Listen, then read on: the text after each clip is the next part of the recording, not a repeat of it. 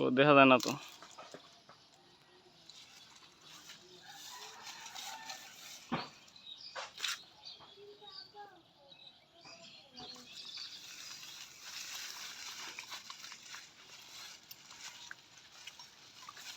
অসাধারণ দৃশ্য।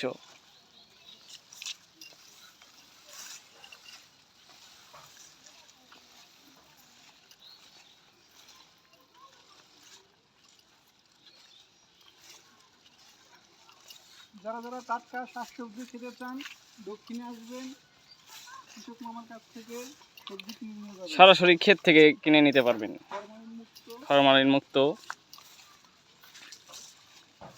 এই দেখেন শাক, কলমি শাক।